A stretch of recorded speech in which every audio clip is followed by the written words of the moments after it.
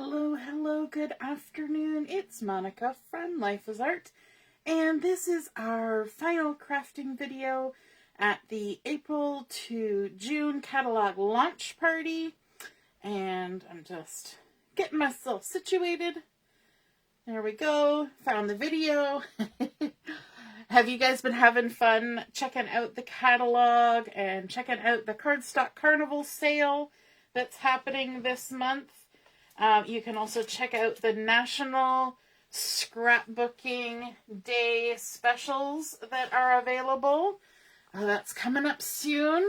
We have been looking at the April to June catalog today, and I am going to be working on a card that features the April stamp of the month called Sweet Tweets.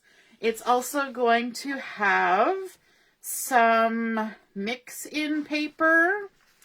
I'm going to use a piece of mix-in paper on this card, and I'm also going to be using the Hey Handsome papers on this card. So it's going to be a nice little eclectic mix, and we'll see how it goes. Good afternoon, Heather. You're here live. Woohoo! And Joanne's here as well. So we are going to be creating this card using our standard size card base to start with, which is 4 1/4 by 5 1/2. And it comes pre-scored already with a bump side and a dip side. That's how I describe it. The scored side and then the bump. And you always want to fold it with the bump side to the inside. We're going to create this card on the landscape. So we're going to have our opening at the bottom and our crease at the top. And I want to come right in quick with a piece of cardstock. And this has been cut to 5 1/4 by 4 inches.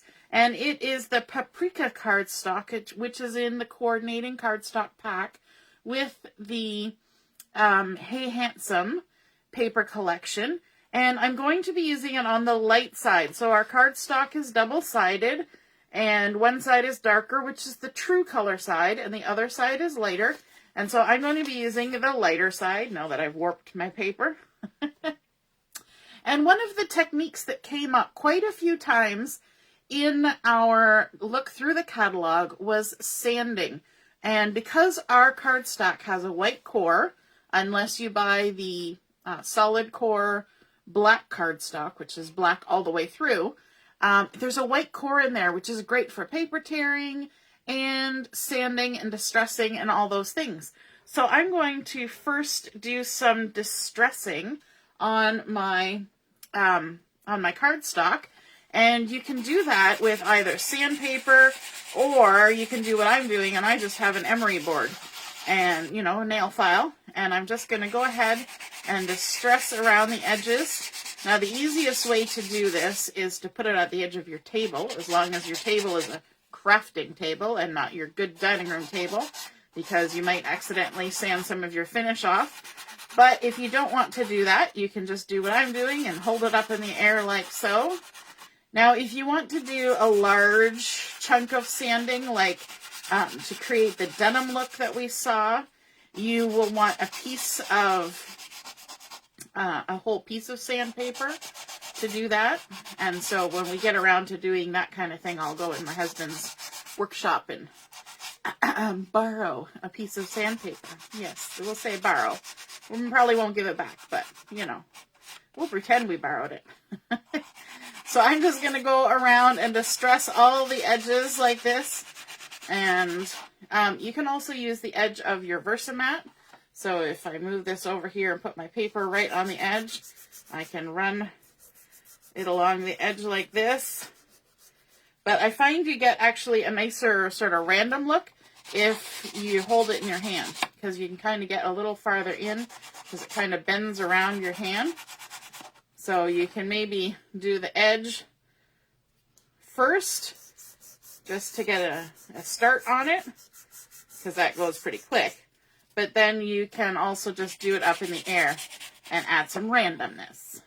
And if you want to add distressing where it's not on the edge, you can totally do that too up in the air like this. I could just take this and scratch away in the center, and that would create some some distress. But I think it just creates a really fun look, don't you? So now I've moved my Versamat all around. I've got dust everywhere, so I'm probably going to have to sneeze at some point. And so let me just allow my video to catch up with me. There we go. Dust in the air. So I can get my Versamat centered back in the middle of the video. And there's quite a delay on here. So if I don't answer your question right away, it's just because the video takes a while because I'm using my cell phone. So it's got to go up to the satellites and come back onto my cell phone. Because for some reason my laptop wasn't working earlier. It wasn't behaving nicely. Yes, Joanne, a sanding block would be great too for doing a larger area. And definitely. And close to my heart actually used to have sanding blocks, but they don't anymore. But I think this is just a really fun look. Nice to add a little bit of distressing. So let's go ahead and stick this down on our card base. Just add some adhesive here. And for those of you who follow along on my business page, you will have noticed for the last couple months we've been doing Sketchy Saturdays. And so this card is actually going to be following today's Sketchy Saturday card layout. So when I add things that are about roughly the size of my card front, I like to turn my card so that my fingertips are along the fold and just kind of push my fingertips up to the fold. And then I put my cardstock down until I kind of feel it with my fingertips and then lay it down. And for me, that seems to help me get it straight. Most of the time. Most of the time. We won't say all the time because, you know, sometimes that never happens. And then I've got 3 pieces of pattern paper, and these have all been cut to 1.5 by 3 3/8. And so I've got this lovely piece of Tweety pattern paper. I thought that was funny. Tweety. Tweety. Because we were using the little birds, the sweet tweets. And so I've got the Tweety pattern paper. Then I've also got, that's from Hey Handsome. And then I've also got this pine pattern paper from Hey Handsome that has the circles and diamonds on it. And then I also have this, which is a mix-in pattern paper, and it's Seabrook color. And I think they kind of look nice together like that. So I'm going to go ahead and just kind of lay them down. But I want to dovetail these. So I'm going to start with my first piece of paper, and I'm going to just make a snip right in the center. Just a nice little snip, maybe even only 1/4 inch. And then I'm going to come from this corner, and I'm going to snip to the top of that first little snip I made. And then I'm going to turn and come from this side and go to the top of the snip. And that almost always makes a nice little dovetail that isn't too deep. I find if you go too deep with a dovetail, it starts looking weird. And so you don't want to go too crazy. So then all I do is I line up the next piece of paper. Since we're doing multiples, we don't want them to, you know, be kind of askew from each other. So I'm going to grab the next one, and I'm just going to snip in the center right where the first one was snipped.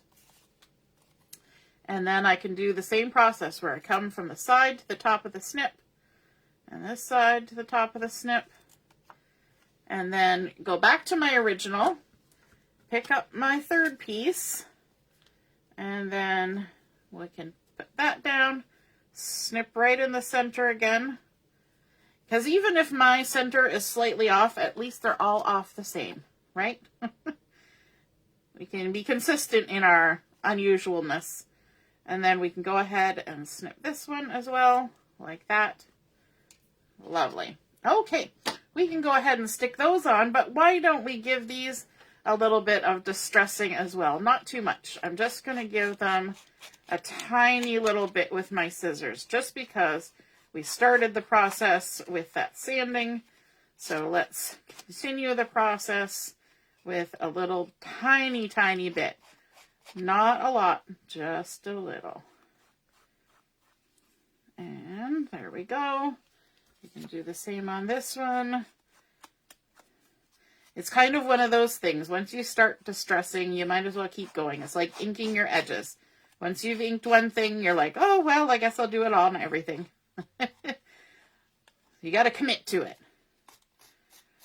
And this, because we're using the little bird, we're kind of making it look like a spring outdoorsy thing.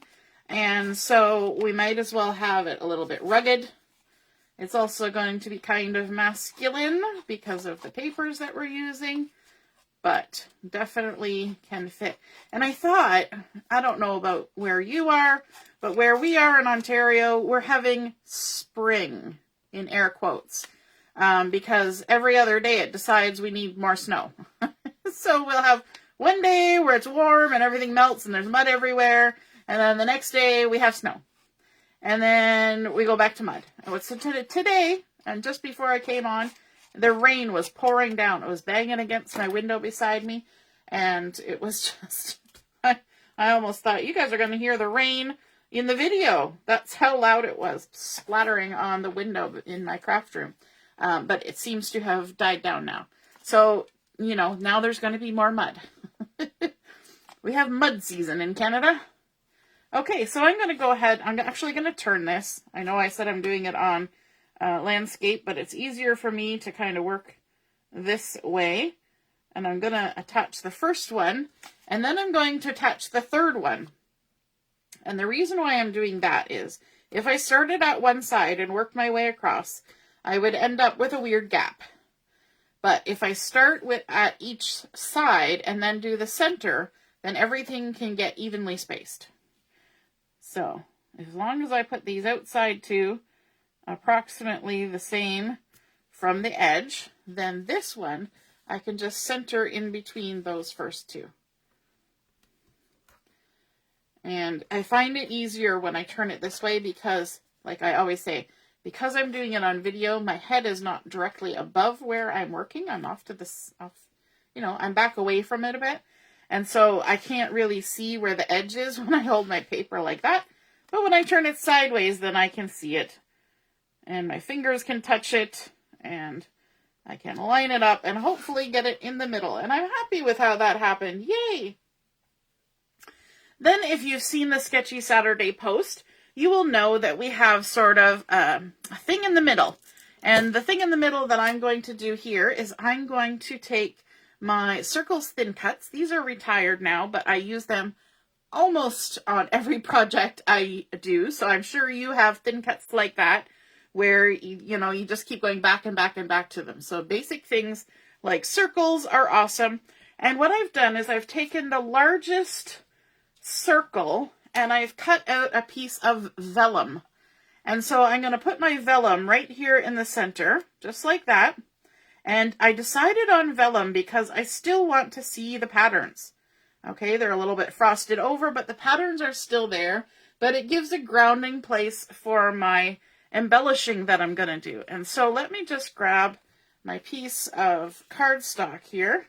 And I was thinking I had white daisy, but now I'm thinking that's actually French vanilla. So let me grab some actual white paper. And it's an enormous piece of paper, so let me grab my paper trimmer. And I'll just take a piece off so we can do our stamping.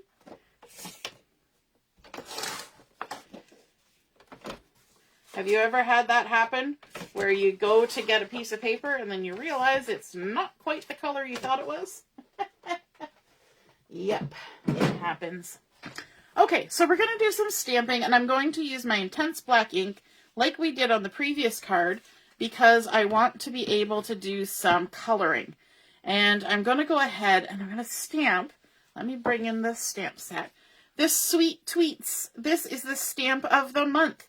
And so it's available only for the month of April. It's got these 4 little cute birdies on here. And these birdies are available for, let me remember, I think it's $25.75 or $27 for the stamp set. But if you place an order of $60 or more, you can get it for the discounted price of $6.75 here in Canada. And if you're a VIP customer and you place a $60 order, you can get this for free if you would like it. And so that is awesome. So I'm going to use one of the birdies, and I'm also going to use this little branch. and a couple of the sentiment words there as well. So I've got my brand new stamp, never been used, and I've already seasoned it, and I'll show you on the next stamp how we do that. Just inking it up, getting it good and inky, and I'm going to stamp it here on my White Daisy cardstock, probably half out of the frame, but there we go.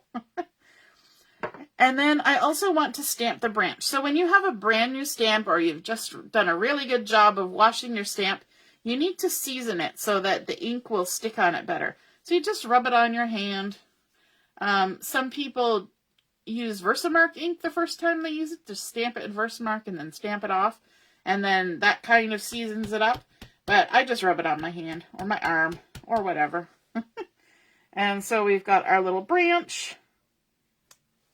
And we've got our little birdie, just like that. Now, while we have our ink out, I may as well go ahead and stamp the sentiment on the card as well.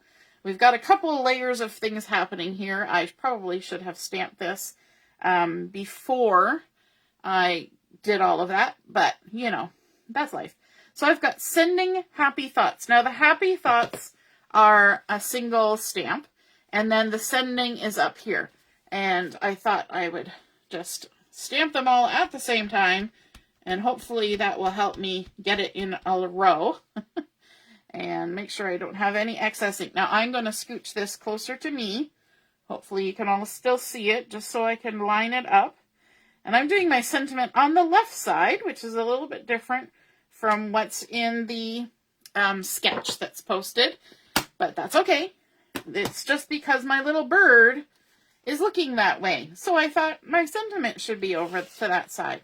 So let's scooch that off to the side, and we need to do some coloring on this cute little birdie. And so, let me see. I kind of started pulling out some markers, but I didn't pull them all. So I'm just kind of looking here to see what I want. And, okay, so I'm going to start with the tan blend.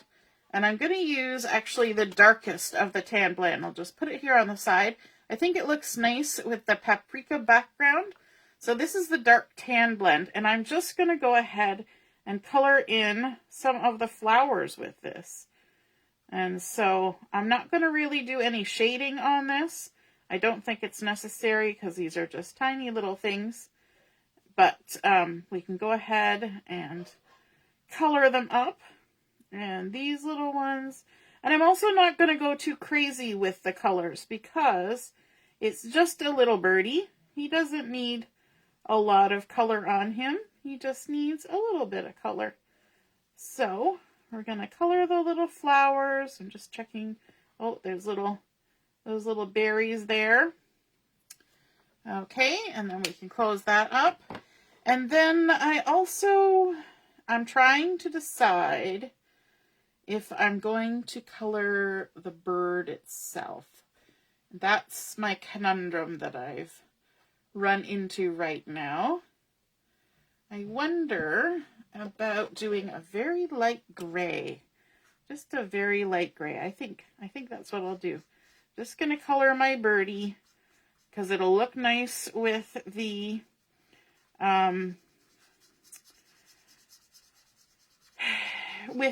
pattern papers that we've got there. And it doesn't need to be a lot, just a nice little bit of gray on there. It'll just be barely there. And I'm doing it kind of haphazardly, and I can color right over the leaves and things because the green that I'm going to use is going to come over there. But I don't mind that it's a little haphazardish because it's a feathery thing. It's just kind of like coloring a furry thing. It's a feathery thing. The feathers have texture, so my little birdie can have some texture as well.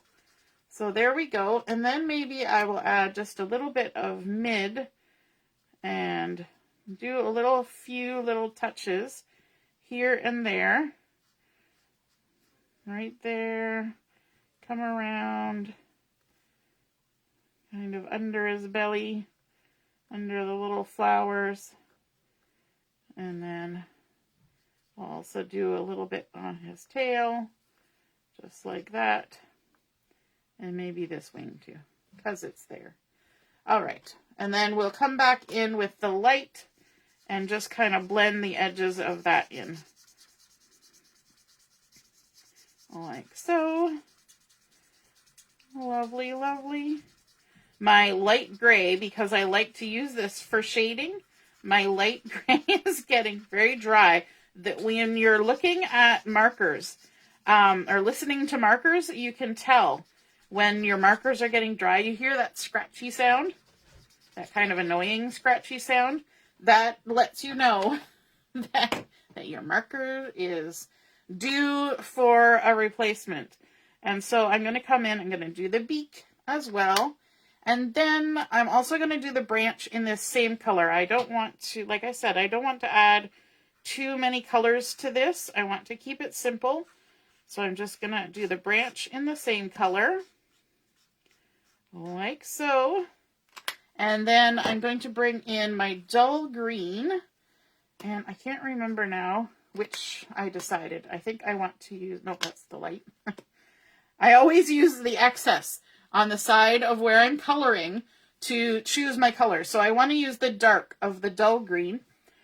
And I'm just going to go ahead and color the leaves here.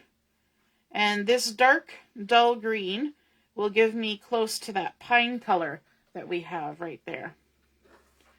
And I just need to turn it to color these in. Again, I'm not going to shade these because this is the darkest color anyway. But just adding that little hint of green on any of the little leaves that have openings.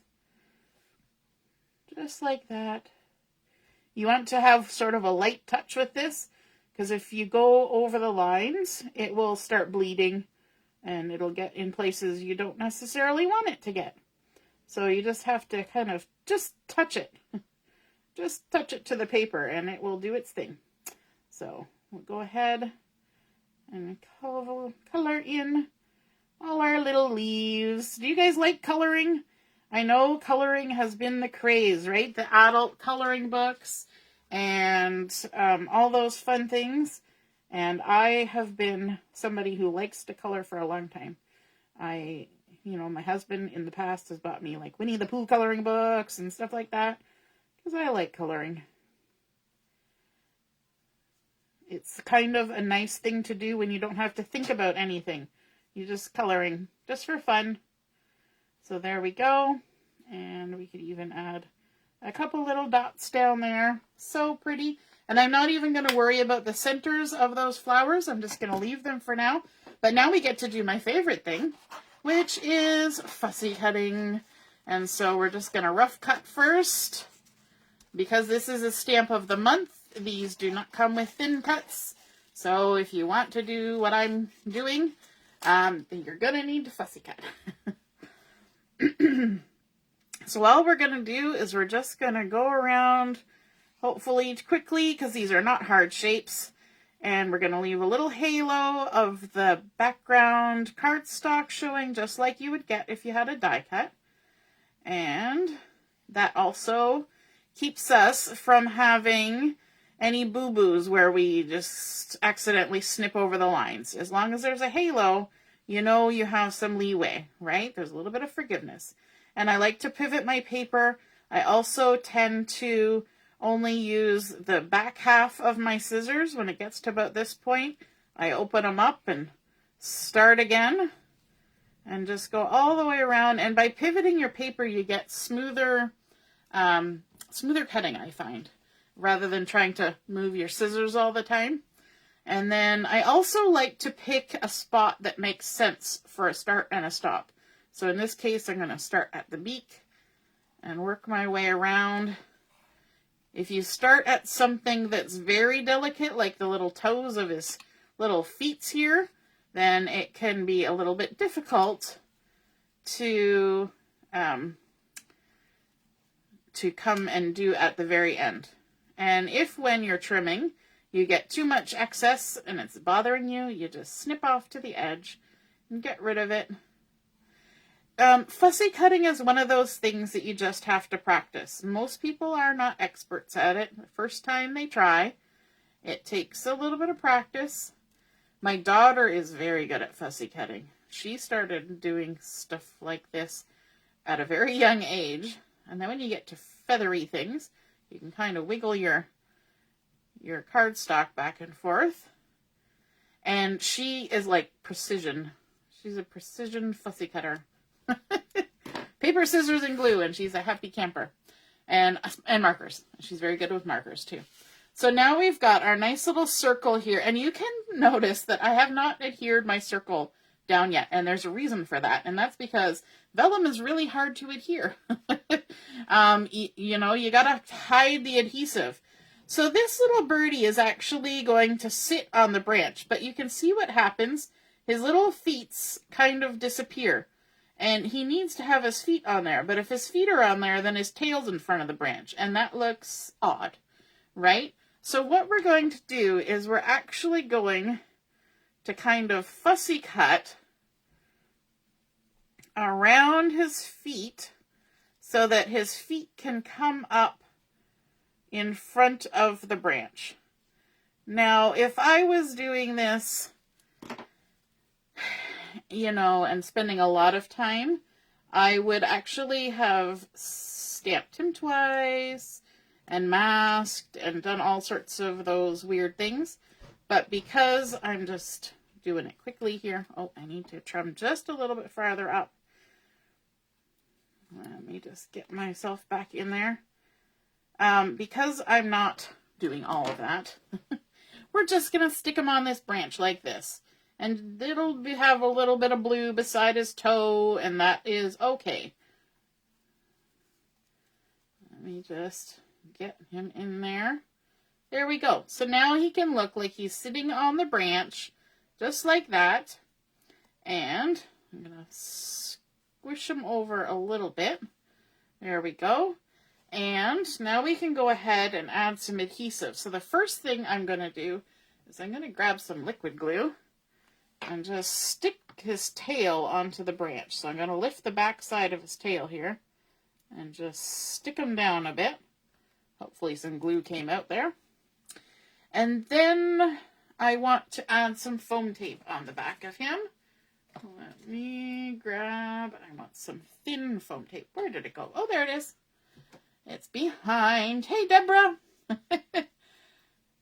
I just realized I hadn't looked at the comments for a while. Oh, Robin is going to do her supper. Didn't see that either. Bye, Robin. All right. So let's add some foam tape just to give our little guy some dimension. A few pieces. And then once we have him and the branch onto our vellum, then we can stick the vellum down. It's like a process. We have to go in stages to get all the process done, because once we have him on there, then we can hide the glue behind him.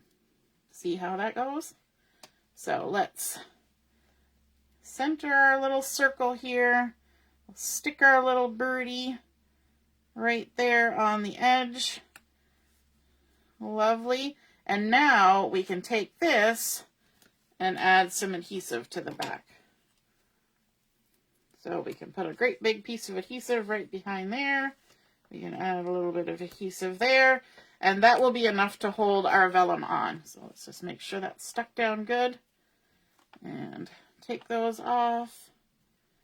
You can even use glue dots to stick down vellum, but it's not really necessary. And then let's stick our little birdie on there. Oh my gosh, so tweet.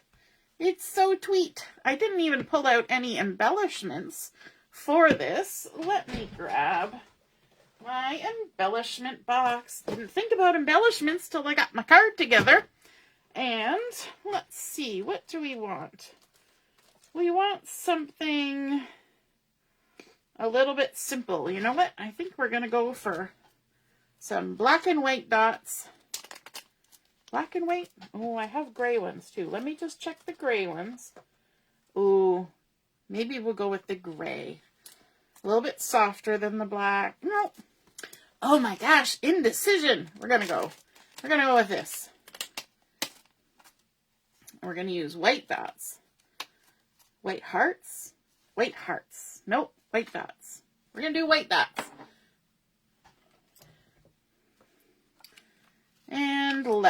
see, where are we going to put you? Let's put one right here, kind of on the edge. Well, just off the vellum. And then we'll put a couple on the vellum. See, this is what I was saying earlier about the piercing tool. It means you can move around and adjust the placement as you want, as you're working at it. It doesn't have to be right where you stick it the first time like it would be if I stuck it down with my fingers. So there is our completed card using that Sketchy Saturday layout post that I posted this today. I was going to say this morning, but it was late. Thank you to Grace for reminding me that I hadn't posted it. And so we went ahead and added some light side of the Paprika cardstock. We used some sanding around the edge to kind of distress it. Then a couple pieces of the Hey Handsome pattern paper, as well as a mix-in pattern paper. I like it in the middle there because it adds just that little bright touch in behind our sweet little birdie. And then layering up with a piece of vellum, I was going to say fussy cut, but cut with our circles thin cuts. Then we stamped out our little stamp of the month. Cute little, isn't he so cute? I don't even know what kind of bird that would be, but it's just so sweet. And colored him up with just 2 colors of marker for the flowers and just a little bit of gray on his body.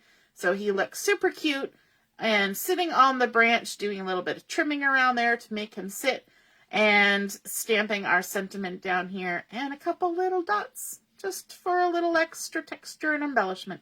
So I hope you guys enjoyed seeing that come together. And if you create a card using that Sketchy Saturday layout, be sure to post it on the Life is Art with Monica Hayward Facebook page, and so we can see what you created. Just post it in the comments of the Sketchy Saturday post. But that is our final crafting live for the catalog launch party.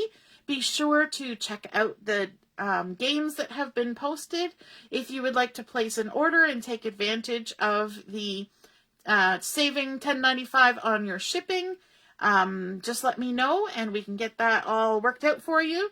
And if your order is $60 or more, we do that.